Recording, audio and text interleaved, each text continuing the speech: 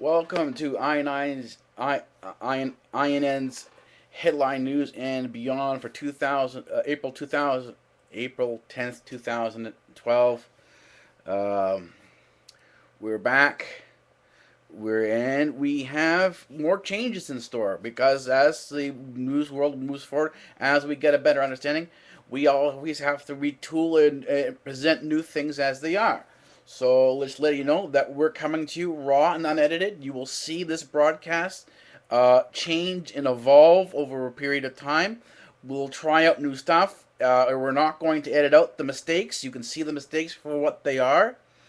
And then you can make your own decision. So we're going to move forward. We're going to, with our domestic affairs, as we normally do, we're going to add in a new section, and you'll see that the formats will change a little bit, and you'll see that we will be learning more and more, getting more and more into the mechanisms into what drives politics here. Because we are looking at political affairs and not economic issues, what you'll also see is a lot of the economic issues have been moved off to the economics channel at DECB Economics TV. It's our channel. That channel is listed below in the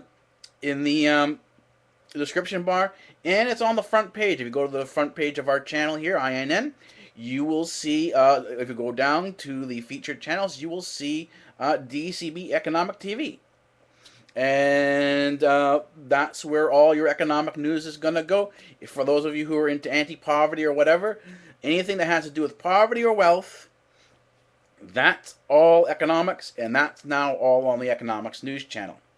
So, moving on with our issues of the day, let's begin. We begin with two basically videos from the O'Reilly Factor. Let me get this done properly here. There we go.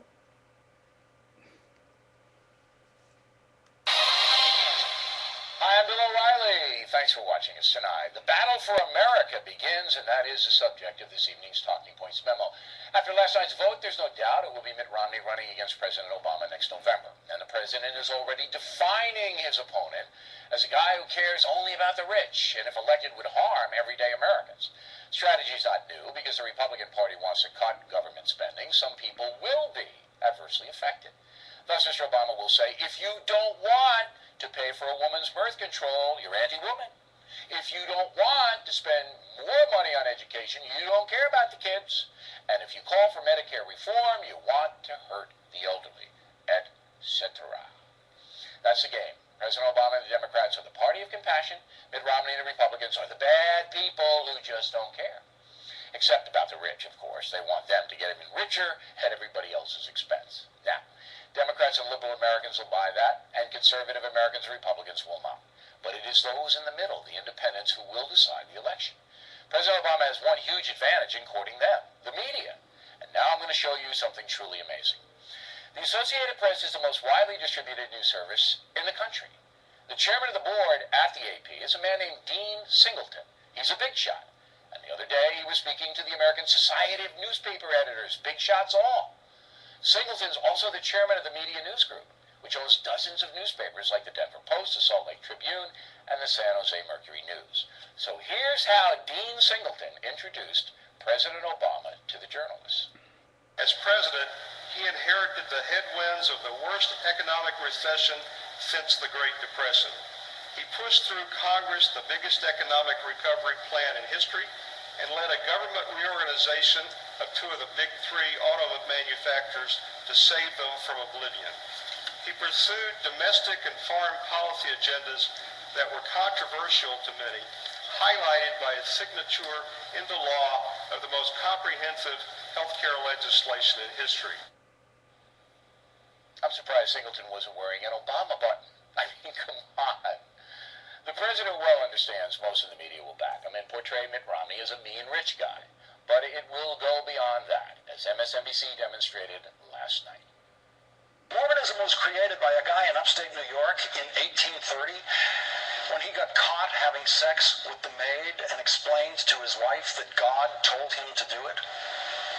48 wives later, Joseph Smith's lifestyle was completely sanctified, and the religion that he invented to go with it, which Mitt Romney says he believes. What a smear. Are you kidding me? That's like saying no Episcopalian or Anglican could run for president because of Henry VIII. And so the campaign is underway. Could be the dirtiest in the nation's history. And that's the memo. Now to the top. Hi, I'm Laura Ingram in for Bill O'Reilly. Thanks for watching us tonight. What's next for the GOP? That's the subject of this evening's Talking Points memo. Now that Rick Santorum has suspended his campaign, the ball is fully in Mitt Romney's court. His campaign can no longer blame the travails of a long primary to explain away polls that show his support lagging in swing states, among women, and in other key demographic groups. We know what Barack Obama's strategy is going to be. Paint Mitt Romney as a defender of the rich, an enemy of women's rights, an out-of-touch elitist who loves firing people, a guy with mega mansions and a car elevator. Obama will continue his get-out-the-vote razzle-dazzle operation, complete with celebrity endorsements and a wife who pops up to sell his accomplishments, and her own, on every entertainment platform known to man. But Romney should take heart, because many of us are convinced that voters actually want to see a serious debate about how to turn this country around. Many of the voters who supported Rick Perry, Michelle Bachmann, Newt Gingrich, and Rick Santorum did so because they believed each of them would aggressively and passionately fight to restore our national path to prosperity and invigorate our commitment to our founding principles. Many were doubtful, and still are, that Romney has the political savvy and commitment to common-sense conservatism to get the job done. So to get those folks to really rally for him, to volunteer for him, to go door to door for him, Romney needs to demonstrate quickly that he will be as tenacious in taking the fight to Obama as he was in taking it to Gingrich and Santorum. He's prone to saying that Barack Obama is a nice guy, but, well, that may be gracious, but it doesn't advance the ball, and it doesn't make Romney any more attractive as a candidate.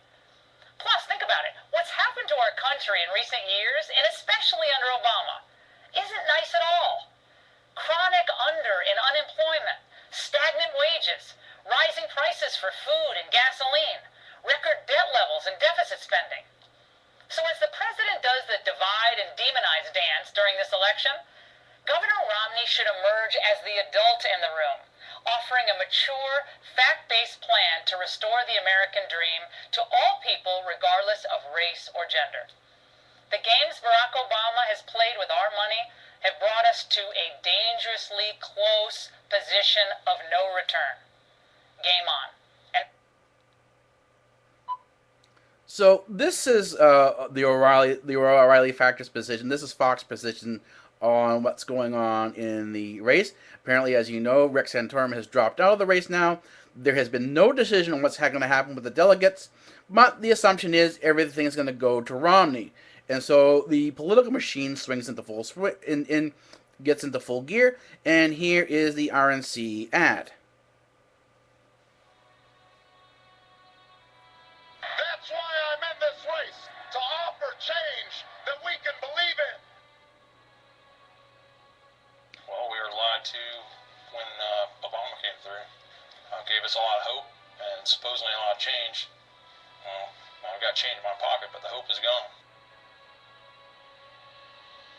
I have talked to so many people who were huge supporters of yours back in 2008, and today they're not sure. I hear more and more that they're disappointed in you. They're saying that President Obama is nothing like candidate They're Obama. not happy with the way you're doing your job. Barack Obama's a politician. He's not the prophetic leader of a movement.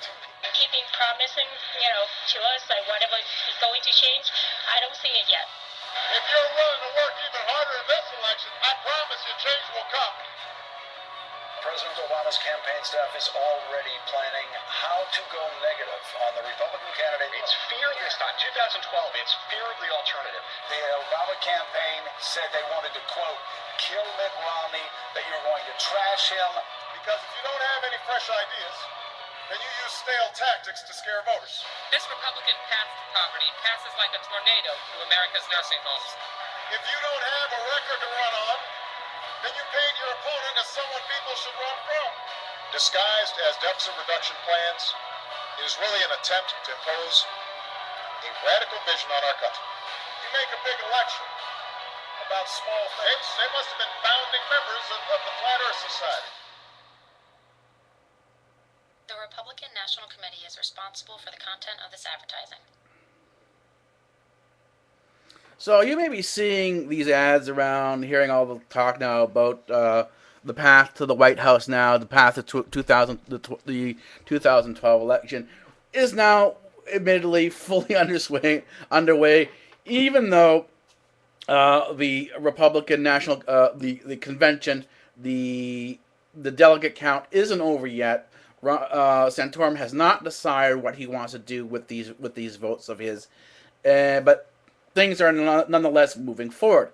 And to be fair, we got to point this out, that while yes, AP has a strong, which has a huge media backing, they are a very popular media source. Yes, they do back Obama, and a lot of people like him do back Obama. There's a lot of people on Obama's side.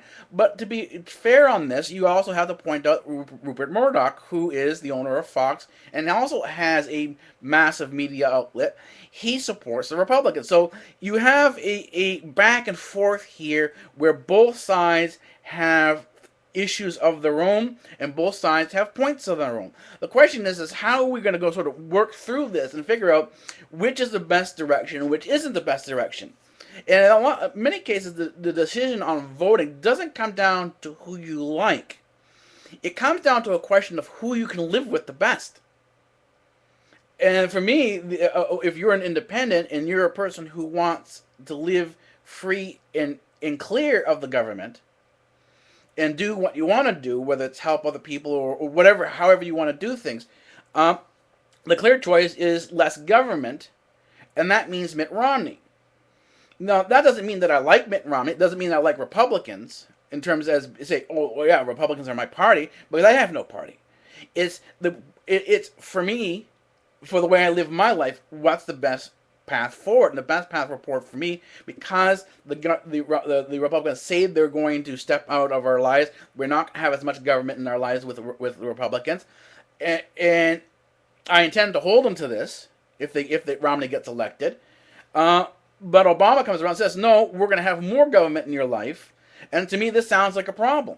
And from what I've seen in terms of the number of retirees who are that I know of who are concerned about their pensions being taxed because they've been told their pensions not amalgamated. And this isn't coming from the Republican side. This is coming from the IRS themselves. Letters are being sent out to people who have pension funds and are now considered to be millionaires. And this is the problem. A large chunk of people who have pension funds, and if you're planning a pension fund, you're going to be classified as a millionaire.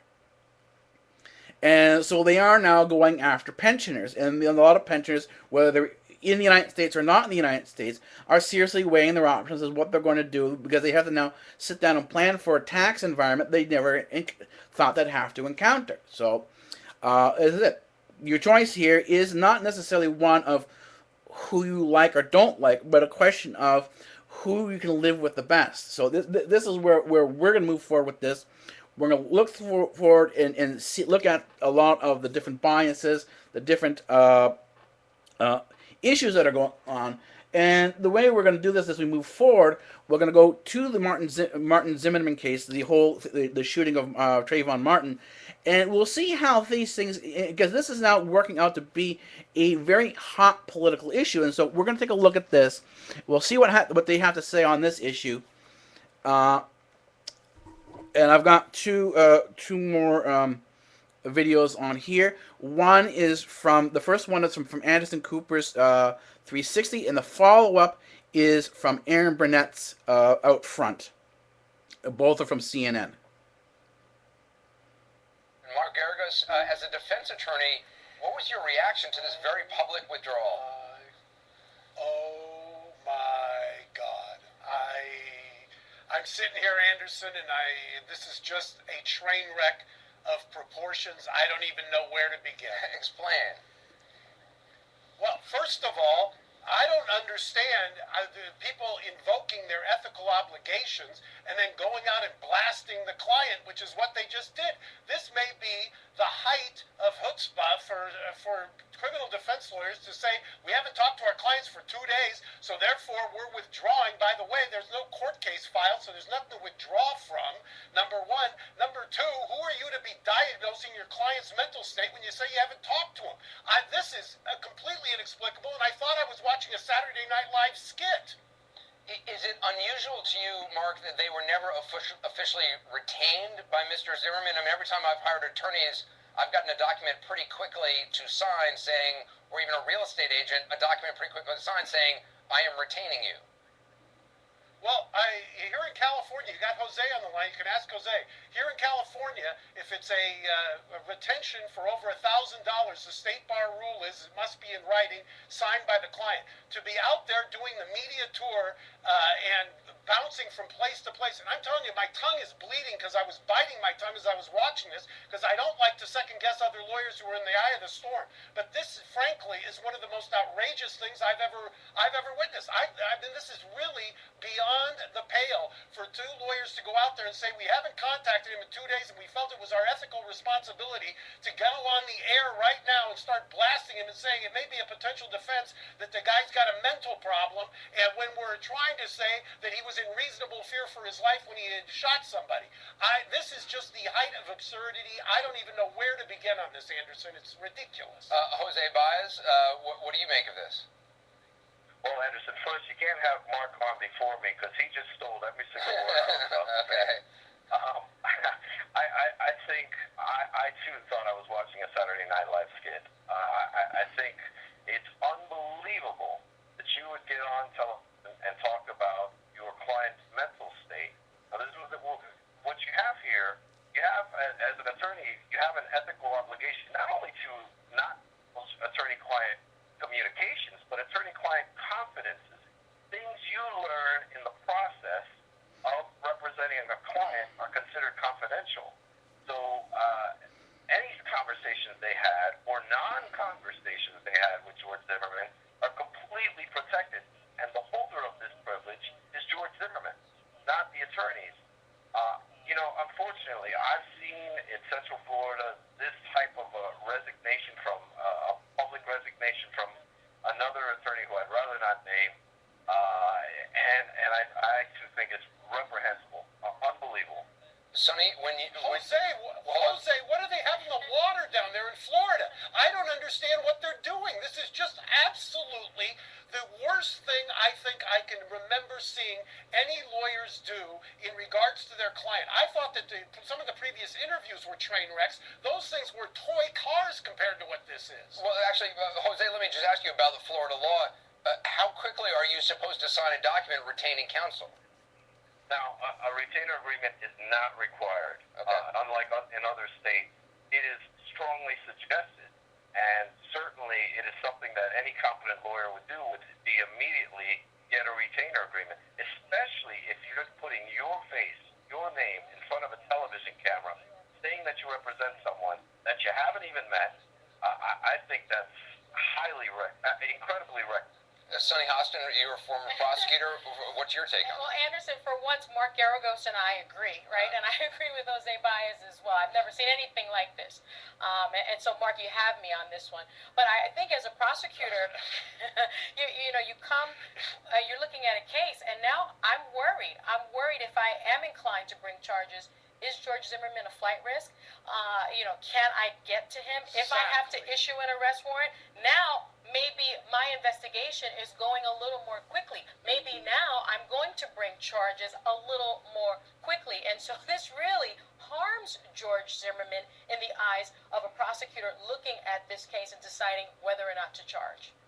Mark, and who are they going to call? They're going to call these two lawyers now as witnesses as to his mental state, and which, as Jose aptly described, is something that's completely protected by the privilege, and they just go out on national TV and say this guy is unhinged? Let me begin with the family here, who you've been very closely in touch with, obviously.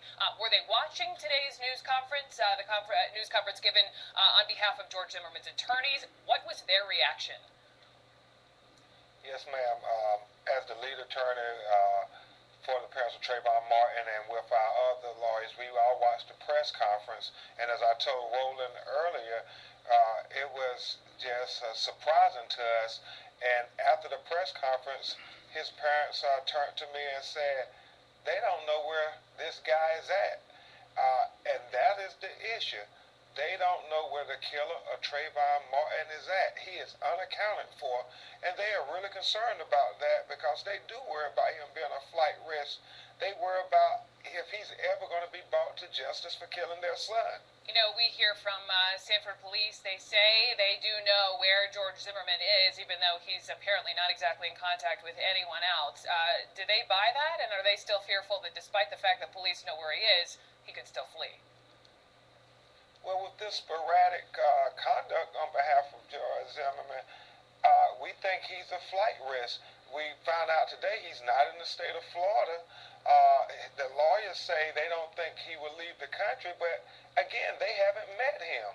As we were telling Roland Martin, we're really concerned about this because how does this impact the prosecution going forward? If he is charges of fault, is he going to face the charges or is he going to flee? Wait, Mr. Crumb, it's a real troubling matter. Am I hearing you correctly that you are hearing that he is not in Florida? Is that what you just said? Yes, we heard that he's not in the state of Florida. Where are you getting that from? Well, no, we picked that up from the press conference. They said they know where he's at, but they know where they think he is, but they're not sure. So you're not calling because it's been portrayed. All right, so that's the video regarding Trayvon Martin, and you can see there from the two different clips that I showed how something portrayed one way can spin completely out of control and be represented in another fashion. So what you're seeing here is you're seeing two sides of the story, and we're seeing Anderson Cooper giving him credit for this, backing off on his rhetoric, and allowing the arguments of other people to sort of make the case for you. And this is what we're doing here. So what you're doing is you're seeing this. Sometimes it's better not for what I say. It's better if you can see the connection between two different statements from each different side. So here we see the lawyers talking about it on Anderson Cooper talking, very matter of fact, in terms of how they view what happened with the lawyers. Then we see the family lawyers who have a vested interest, they're representing the family, how they view the exact same conference and how they're sort of spinning it out. Now, what you don't see is you don't see these two clips back to back on CNN, and that's how sometimes spin can be put in, even though you have this clip on there. If the only clip you see in your teasers and advertisements and run-ups to the different show is the one from the Trayvon Martin family lawyer, then the impression that you're going to get on the case is one that there's something fishy going on. But if you watched and saw the two clips back to back the way I showed you, then a whole different view is coming. You see that that these lawyers never met George Zimmerman. They were never retained personally by George Zimmerman. These people sort of popped up and say, we'll help you, we'll help represent you. Then 2 days later, after having not met him at all, walked off and say, we're resigning. So the resignation wasn't really a resignation. It was sort of like a phony type of thing. But yet they were called a resignation anyways. And so this is why you really do have to be careful what you're watching on the news. Even if people back off and they're not using the hot rhetoric they usually use, you have to sort. And I'm giving Anderson Cooper credit on this right now, that he has backed off on his rhetoric. This is a good thing to do. This is a good thing to see. Now, if we're going to hit further, we want to see a lot of these things back to back. But a lot of times that's very difficult to do, particularly since with the DCA you have to ask people permission for different clips, and if there's competition between the anchors, and a lot of times we see with the CBS, the recent death of Mike Wallace, there was competition between anchors, then anchors may not be so keen to share information. So this is going to bring us to the end of the first segment. We are going to go into the next segment, the next section of iNN's Headlines and Beyond when we come back, and I will see you in the next segment. Welcome back to iNN's Headlines and Beyond. We are now back in our the next segment, and I say the next segment because it's not our last segment. We are adding another segment into the broadcast. There are now 3 segments. There is political domestic affairs. There is the third special segment, and then there's a second special segment. Excuse me for that. There is a second special segment, which is this now, and then there's the third foreign affairs, which comes last. The second special section of segment of the broadcast often is needed to fill in information that is missing. And the information that is missing now is one that you may have heard about or heard something about it, but not be totally familiar with. And this is the whole thing. Have you ever heard the term Illuminati, Bilderberg, or Masons, or New World Order, NWO, or anyone talking about the Jews and what they're doing and so on and so forth? They're talking about conspiracy theories. And conspiracy theories now have become very popular, particularly among the independents. And not only among the independents, conspiracy theories, I think, around the world globally, if you sit and talk to a lot of immigrant people, and I talk to people from other countries, and I sit down and talk with some of my uncles and so on and so forth, and they're very much into conspiracy theories. They very much believe what they're being told is a conspiracy theory. But if you sit down and you analyze the conspiracy and you look at what's going on in the context of what's happened in history, the reality of conspiracy theory starts to unfold. And so what we're going to do is we're going to take the step into conspiracy theory, like Jesse Ventura does in his show Conspiracy Theory. He's done that, and there's a number of shows out on like Decoders, and there's a whole variety of these different so-called conspiracy theory mystery shows. There's even the stuff surrounding UFOs, Area 51. Anything you've talked about like that, anything involving the government and government conspiracy, this is prime target that we need to talk about, because it does have an impact in how people vote, because it affects how they believe in different policies that are being proposed. So we're going to go back, and ironically, we have a good issue now here with the Martin Zimmerman case. Ask yourself, because of the irregularities that are going on, we need to ask ourselves the question, and this is going to be a short segment now for the conspiracy theory. This is something that will be brought to us. I'll bring it to you that we added into the feature starting next week. This week is going to be a shortened week. It's the Greek Easter. So tomorrow night will be the last broadcast for the week. So Wednesday night is going to be the last broadcast for the week. Because Thursday, Friday, Saturday, Sunday will be the Easter weekend for me, because I'm Greek. I'll explain that a little bit later on, where my ethnic origins come from. So we won't be back until Monday. So we'll have the week, but I am going to be uploading the fifth episode in the series of Daniel Jurgens' The Prize that will be uploaded, and it will be in the bar now, rather than being the fourth document, the fourth episode. It's now going to be the fifth.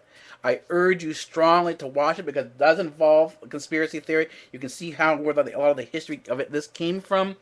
That is it. The George Zimmerman case represents something that's really, really interesting here, because there's an enormous amount of irregularities. And every time there's an irregularity in the case, particularly when you have media bias on that, you need to ask yourself the question, who's behind this spin? Anytime any issue is spun in the media, you need to ask yourself who's behind it and who has interest in it. Well, it's turned out now that you have the political parties, both the Democrats and the Republicans, on either side of the issue, and this is going to become an election issue. Martin Zimmerman's case now, this Martin Zimmerman case is now an election issue. This is what O'Reilly was talking about, Obama trying to put together a coalition of the aggrieved. That the United States is not fair, and that the Republicans stand against the aggrieved and inflict this damage on people because they are racist, they're anti-woman, they're anti-gay, and a lot of this rhetoric now starts to play out and resonate throughout the media as both sides form. And so one has to ask yourself now the question here. And this is the term that you'll find used not only in conspiracy theory, but you'll also find it used properly inside the intelligence community. And that's something known as a false flag. It's an event created to look like something organic, but was created for a very specific political reason, to drive a political outcome. And the question is now, is this Martin Zimmerman case here an Obama false flag?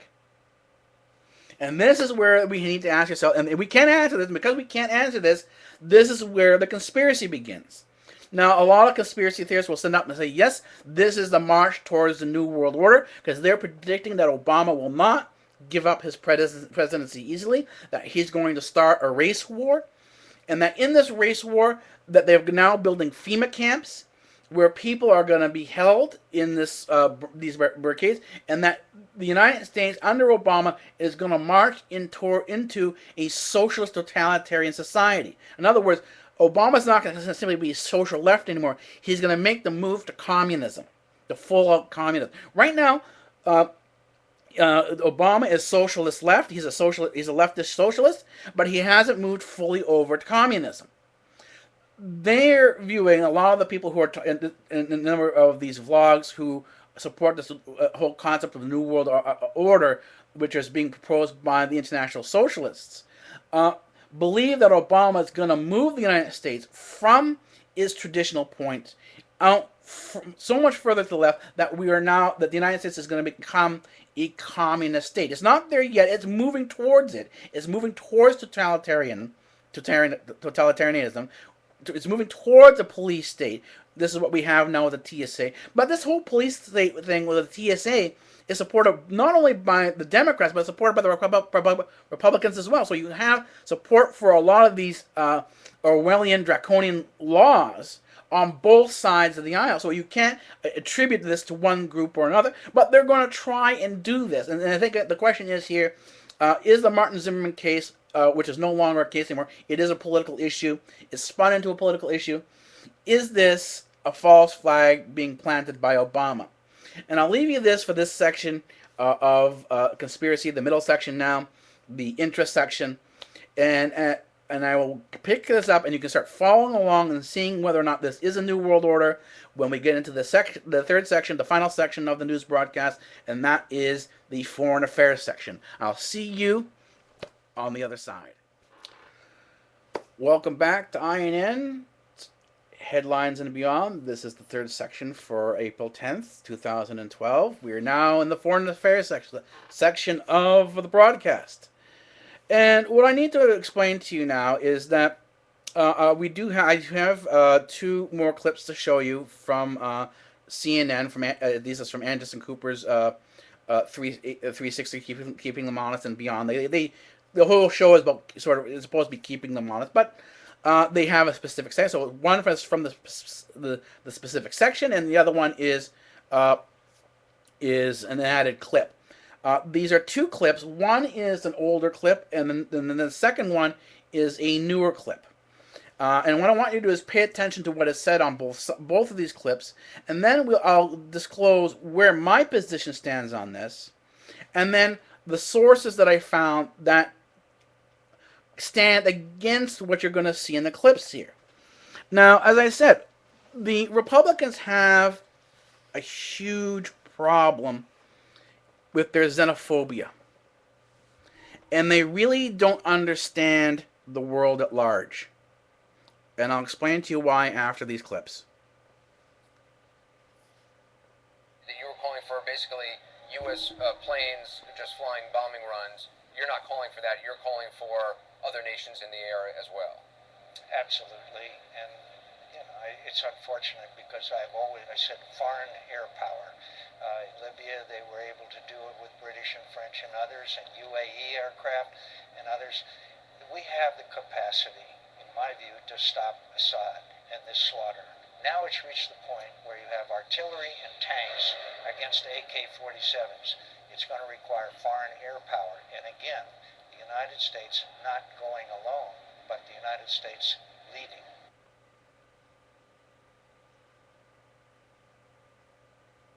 To those who say, well, look, we don't know enough about the opposition.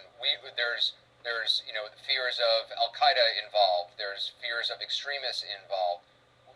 What do you say?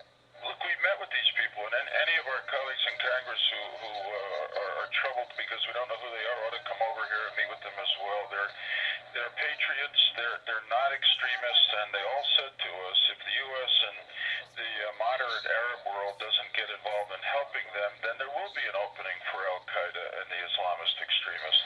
But we can't let that happen. Senator Lieberman, no, Anderson, there's so many things that we want to say, but again, and you've been showing it night after night, it's not a fair fight. It's not a fair fight. Don't we at some point say enough of the slaughter? The Syrian government is now demanding a written guarantee that the opposition is going to lay down their arms. Is that, Senator Lieberman, just another stall tactic by the Assad regime?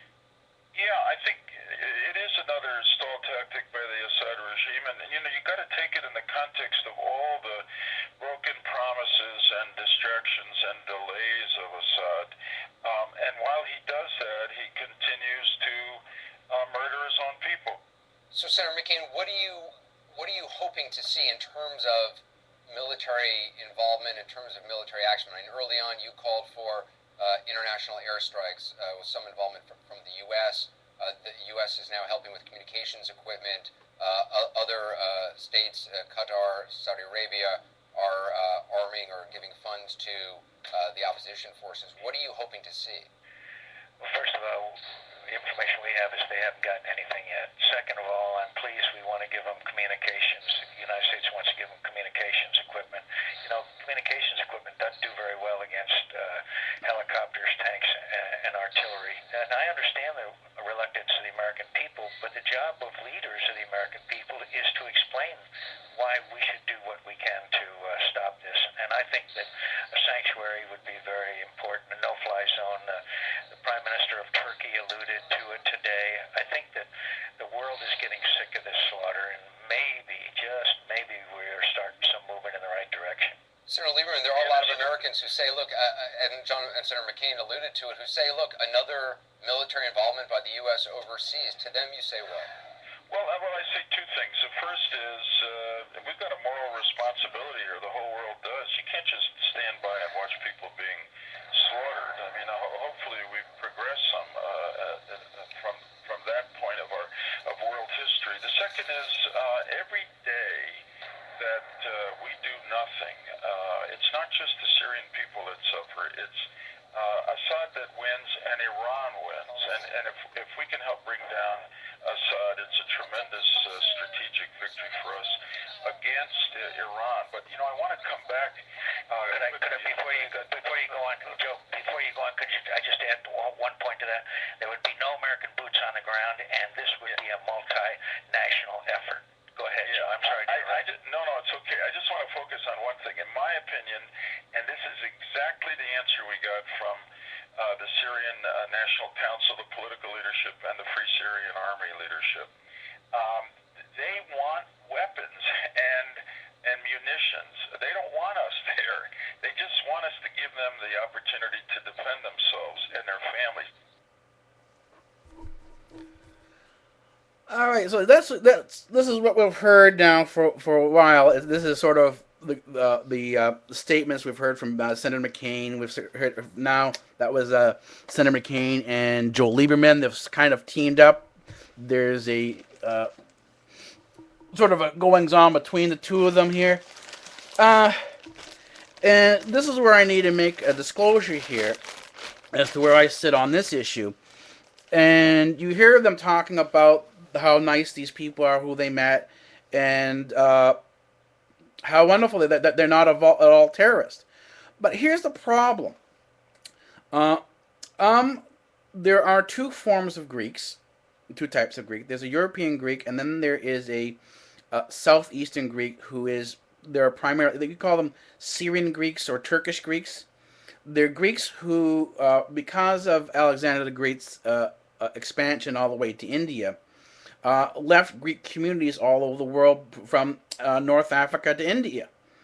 And years ago, my family, my background roots, were basically along with other Greeks. If those of you who remember the Armenian genocide, we were brutally slaughtered in Turkey, and a lot of the Christian in Cappadocia, in Turkey, and in Syria, all the Christians were pushed out. All you have to do to understand what the Christians have faced uh, in at the hands of the Muslims is talk to any Coptic Egyptian, and they'll tell you what's been going on, what the reality is behind these friendly, smiling Islamic faces.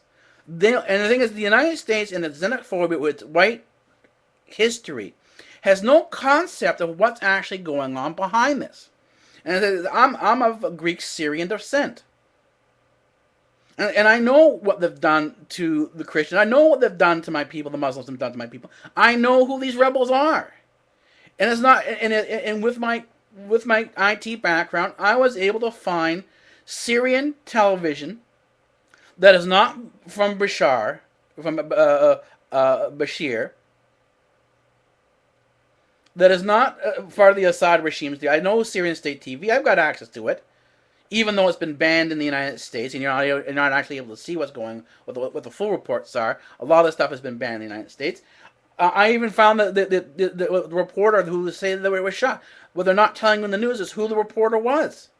The reporter was from a banned Islamic TV station.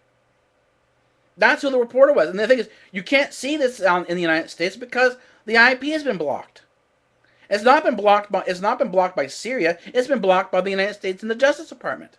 Did you know that Protect IP and SOPA and this blacklisting of IP addresses is now actively in place in the United States? That there's certain content in the United States that you are blacked out from seeing on the internet. That the internet in the United States now is censored. Has either Lieberman or McCain mentioned this? And the answer is no. And when you find the videos that they're playing in the background at CNN to be videos from Islamic TV stations, this causes great concern, because if all these Islamic groups can get in, and if you see British reporters in there who may not be British reporters, because there are intelligence reports flowing around out there now that the CIA and all these intelligence agencies have successfully infiltrated the media and human rights organizations. That means you don't know whether the human rights organizations or the media that they're talking about, the reporters that are telling you what they're telling you, are really reporters and human rights activists, or are they military agents? We don't know this anymore because they've been able to successfully infiltrate and use upheaval and civil unrest to create regime change and to create wars in countries. This is what false flags are all about. False flags are about it's an intelligence operative's tool, an intelligence agency's tool or weapon to create regime change. If they can create a realistic enough environment that looks like there is a real significant issue on the ground, they can bring in, like they did in Libya and like they did in the Iran-Iraq war, like they did in Iraq. Look at the lies that were told about what was going on inside Iraq in the lead up to the Iraq war. That afterwards, after the Iraq war, we found out all this stuff was false. This stuff sounds exactly the same.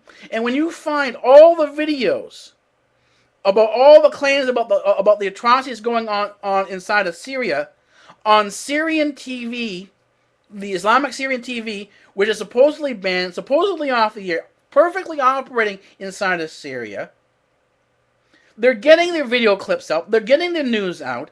When you see all this, you need to ask yourself the question: what's really going on, and why are Senators Joe Lieberman and Senator McCain are talking about.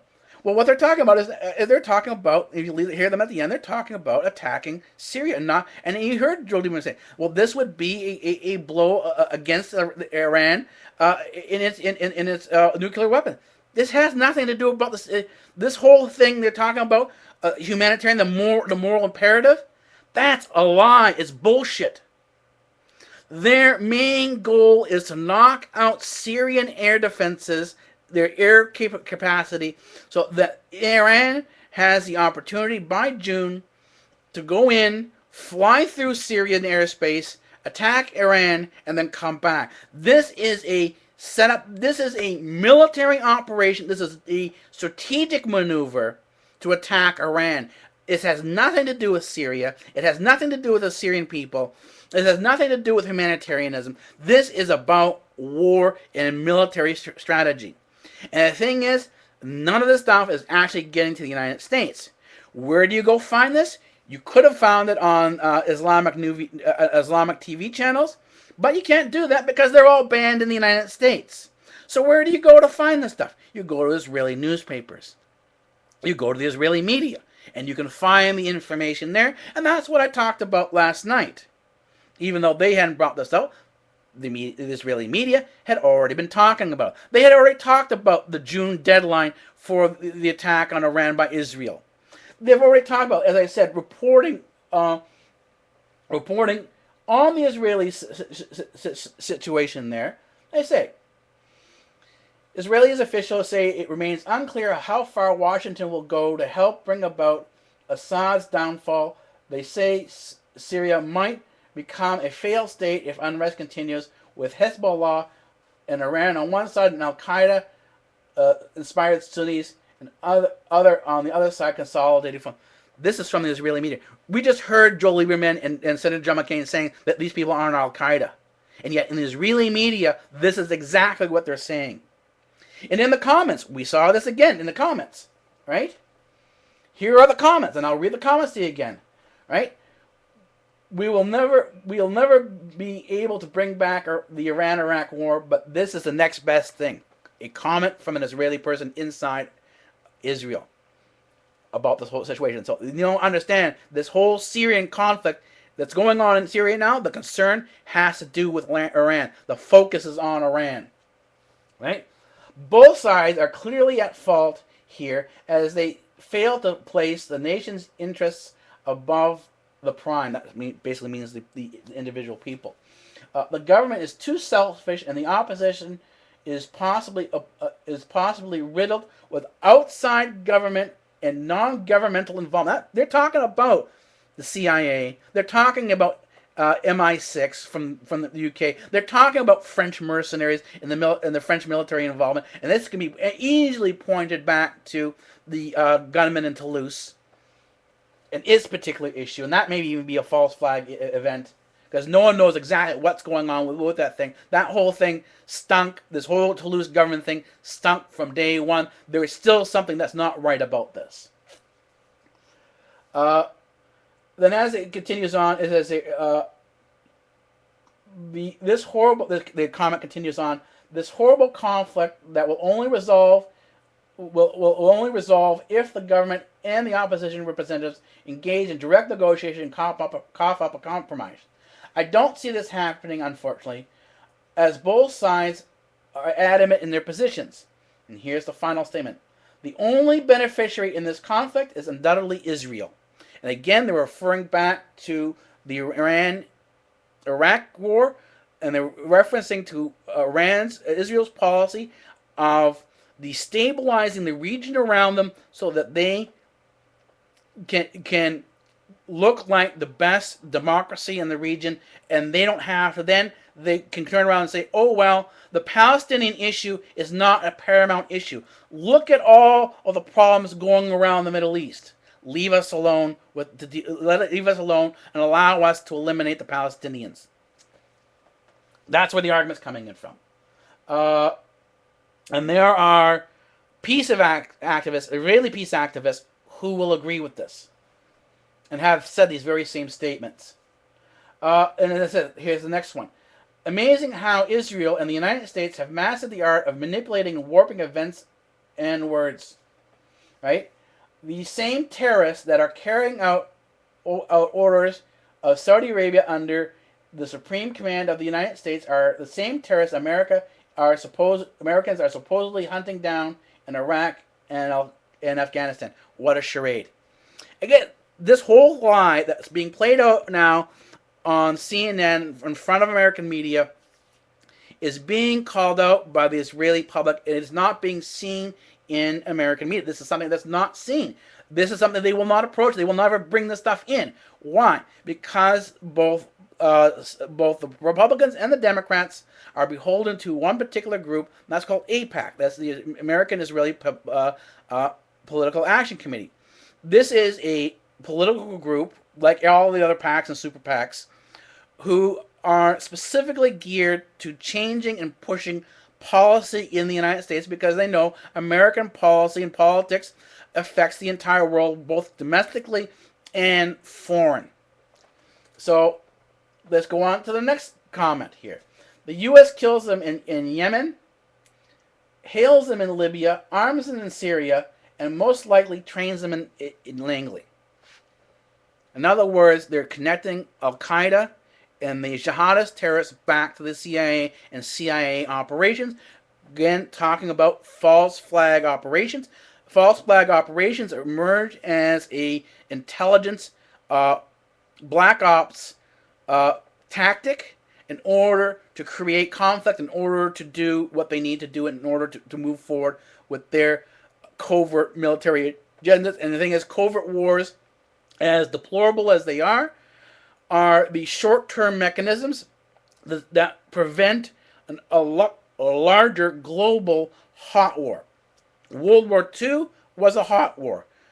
World War III was the war on communism. That was a covert war because it was fought behind the scenes in very much the same way we're seeing being played out now. So what are we on now? Are we watching for World War III? No. We're not watching for World War III because World War III was the Cold War against communism. We are now in World War IV. And this also World War IV is like the Cold War against communism. This is also a Cold War against not against communism, but against the Islamists, against Islam. And this actually is a war, whether they realize it or not, this is a war against Islam. It's not a war against some other ideology. Fundamentally, it is against Islam. And this is being pointed out, but that the United States, and this is the way politics work, work for a long time. All you have to do is go back and read about Machiavelli's work. Machiavelli is a person who wrote a lot of information about politics. It's an old book. It goes all the way back, maybe into Da Vinci. I strongly suggest reading it. Machiavelli is a person, and he has a number of works that are regarded in the political circles as the political Bible. In other words, people swear, all politicians will use some form of tactic mentioned in this. He's sort of like the Sun Tzu's Art of War. If you know who Sun Tzu is, and you know about this whole book on the Art of War, well, Machiavelli is the Sun Tzu of Europe. So politicians typically follow this as their thing there.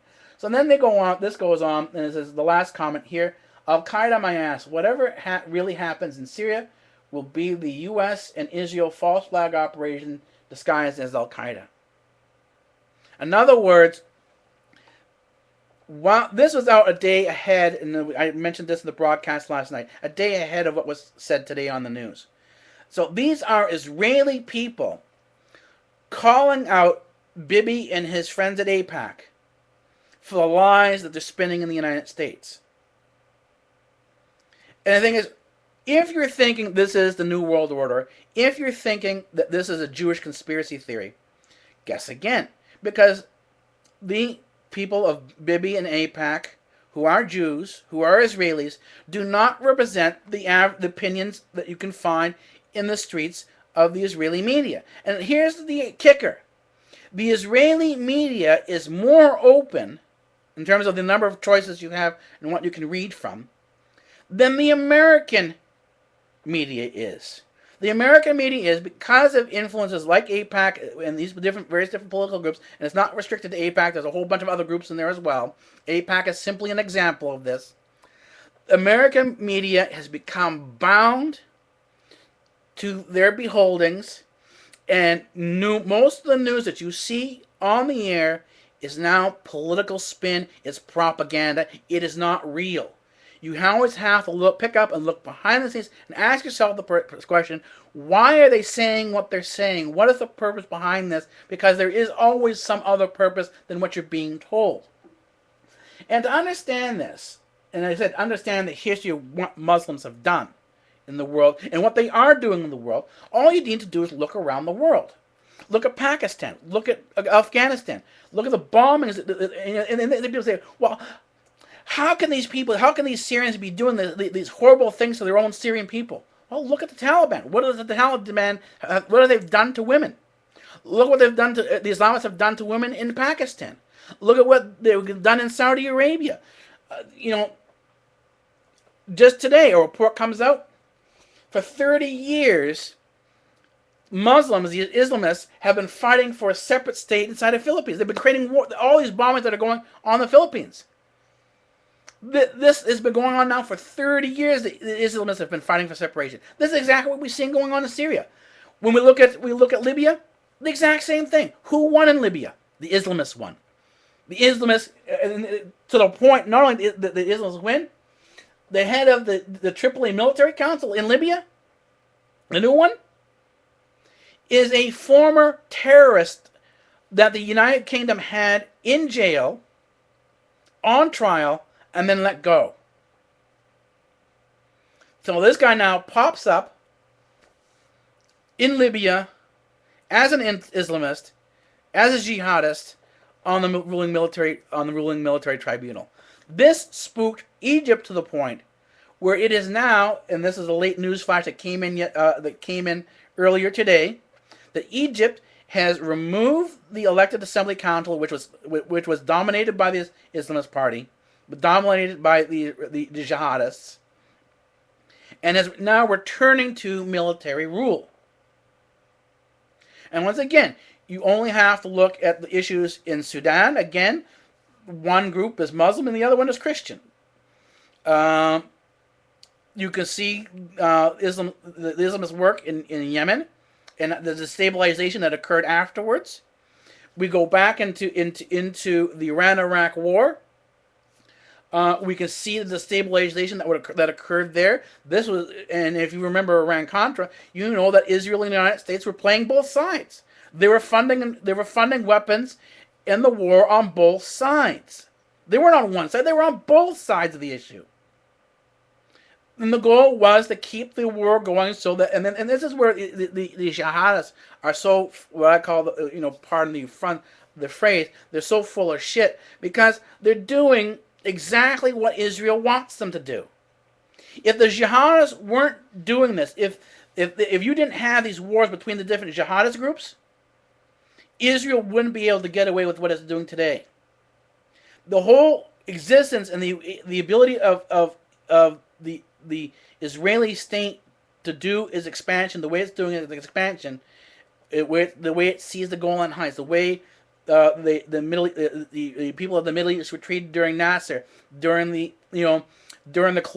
colonial periods.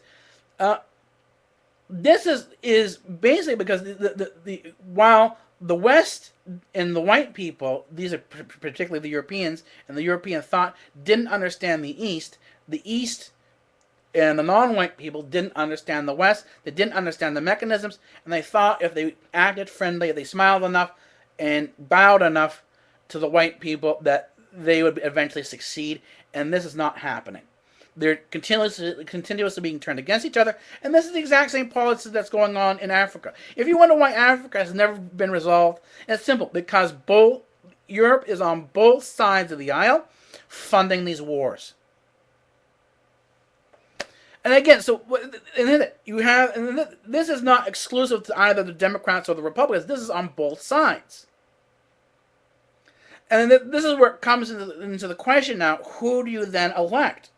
If you have a foreign policy that is bad for the world, that is fundamentally racist, no matter who the face is at the United States or at the UN, whether they're black, white, or whatever, the policies, the thinking is fundamentally European, is fundamentally white, and it stands against anything that is not white and European thinking.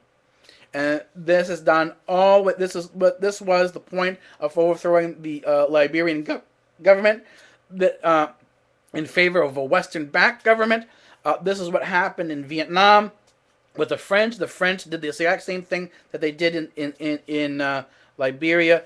They went. It was the Ivory Coast that they went into. They were talking about the Ivory Coast that they had recently done this to, like they had done in Libya.